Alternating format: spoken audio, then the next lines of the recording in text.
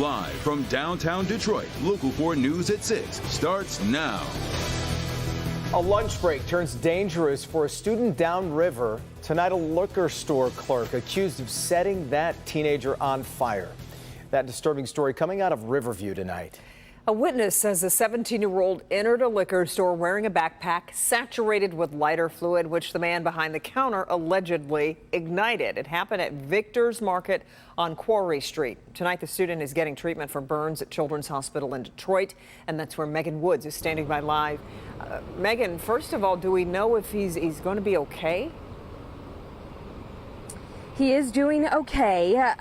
His mother says he has a long road to recovery. His mother also says she wants to remain anonymous, but they do now have an attorney to make sure they get justice. They let my son lay there for 35 minutes with his body in shock with no help or no response of anything to get him any kind of help. This downriver mother is disgusted. This has traumatized not only me, not only my family, his little brothers, the city of Riverview community. Her 17-year-old is a Riverview Community High School student, and during his lunch break on June 2nd, he went to Victor's Market, just a half a mile away. These kids go on this liquor store in a complete day-to-day basis, getting pizza and things of that nature. But this time was different. She said her son had lighter fluid leaking from his backpack. He then handed it to the clerk and said, "Can you please take this? It spilled all in my backpack. And is my shirt wet or dry? Do I need to change my shirt?" That is when the clerk decided to take a lighter and indulge my son into flames. Investigators say in an attempt to verify if the fluid was flammable, that clerk, Mason Noel Shea, allegedly held and activated a lighter too close to the victim's shirt. The mother says 911 was not called. There was one man who helped out, and now her family has an attorney. My son will be fine. We are very strong. We have a very strong support team. We are going to deal with this, and my son will get justice. Today, that clerk, Mazen Shea, was charged with assault with intent to commit murder and assault with intent to do bodily harm. He's back in court later this month. Just awful. So, Back to you. Megan, did the mom say anything about why her son was covered in lighter fluid in the first place? She said that he bought it from that same store, Victor's Market, illegally because he's not 18. And she says this could have been prevented. He put it in his backpack, forgot it was there a few weeks ago, and didn't realize it until it started leaking. Okay. Megan, thanks. All right, to the forecast, and it's wipers on for the evening commute. Maybe intermittent, we're not sure yet, but Storm Tracker 4 showing a lot of rain rolling through the area. Oh, the good news is we're not expecting anything severe, right? Yep, that is the most important point to make. Nothing that you have to worry about when you go to bed. There might be just a handful of small little lightning strikes, and even that will be very limited. No severe weather or anything. So here's the rain, just gradually increasing across the area. Now we're kind of running across the 696 corridor here. So you can see running right through Warren here, and you see coming back all the way through Ferndale, Berkeley, Clawson, Southfield, back toward Farmington Hills. And then you can see into the Northville, Plymouth, Canton area here. We got this is all generally light rain. And again, what we're watching is back farther to the west and to the south. You can see that the rain increases here in intensity, and it's just heavy rain. Lightning tracker's turned on, not seeing a whole lot of lightning there. So through the evening hours, we're just basically in the 60s. We're not going to go into the 50s. We're just going to stay where we are, pretty much in the 60s. There'll be a slow fall through the evening hours. All right, don't forget the Local Forecasters app. On a day like today, you need it. You need that real-time radar. And also, if you're the kids, you have outdoor activities, we have a lightning page, real-time lightning on there as well. That's real important. Just go to the App Store, search under WDIV. The nation's best weather app is absolutely free.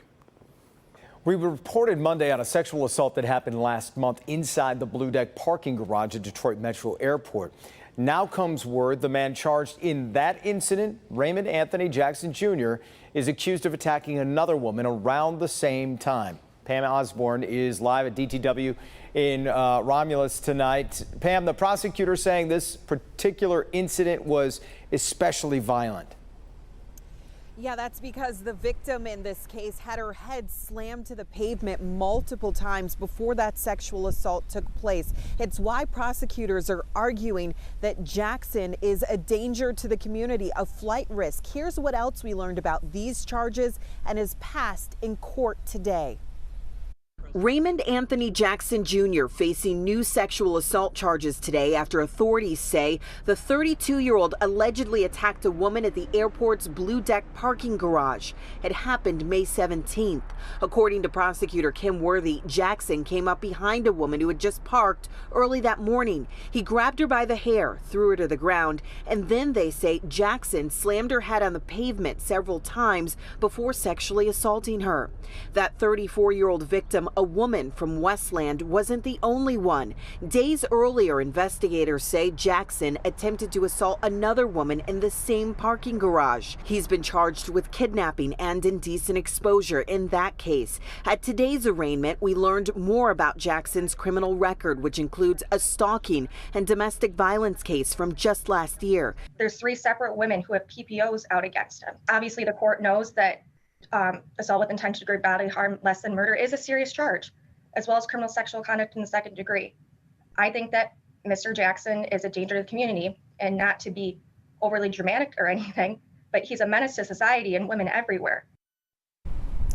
And Jackson's attorney says his client is resolute in his innocence against these charges. The judge set bond at $150,000. If he is able to post that, he would only be released with a tether. He's due back in court next week. Reporting live at Detroit Metro Airport, I'm Pamela Osborne, Local 4. All right, Pam, we appreciate it. The family of one of the victims in the Oxford school shooting has filed a lawsuit against the district. 17-year-old Madison Baldwin is one of 4 students killed at the school last November. Her family's attorney says they are suing the district as well as employees who they claim were responsible for allowing the shooting to happen. Madison's mother spoke out publicly today for the first time. She talked about how their family is coping with their loss. And when I have to look at their faces every day and explain to them why her sister lost her best friend, why her other sister thinks she's still sleeping, why her brother associates her with an urn in our living room. It's not fair. Attorneys for Oxford schools say they're reviewing this lawsuit and another suit from a 17-year-old student that was shot and injured in the shooting. Survivors of former USA Gymnastics Dr. Larry Nassar have filed a lawsuit against the FBI now. About 90 victims, including Simone Biles, Allie Raceman, and Michaela Maroney, say the FBI needed to act more quickly and could have prevented their abuse. They're seeking $1 billion in damages. FBI agents first received accusations about Nassar in 2015, but Nassar wasn't arrested until 2016 during an investigation by Michigan State University police. Under federal law, the FBI has up to 6 months to respond to those claims. Well, the hits keep coming at a house in Highland Park. That's become a magnet for out-of-control vehicles. The number of accidents now in the double digits as drivers plow right through the fence outside. Sean Lay is live tonight with a closer look. And Sean, you are on yet another street where speed is a big factor. That is correct. And we got to get to the bottom of why drivers just can't handle the intersection you see behind me. Just this week, this one-way sign got taken out by a speeding driver. That thing's heavy. All day long, we watched Jay here work on the section of that fence. And look, we put drone 4 up to show you why drivers just lose control right at this fence and plow through it so often. Isabella, how many times has your fence been hit? About 11 times. How can that be, 11 times?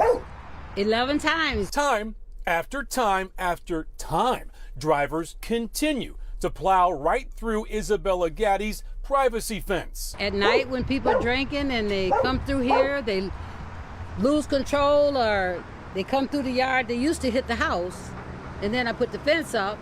So now they're tearing down the fence, and they've torn down the fence 3 times in 90 days. We put drone 4 up to show you, and Gaddy can explain how this keeps happening. She lives at the corner of John R. and the Davison Service Drive in Highland Park, and this is all about drivers going too fast. And they come off the freeway and they're rolling.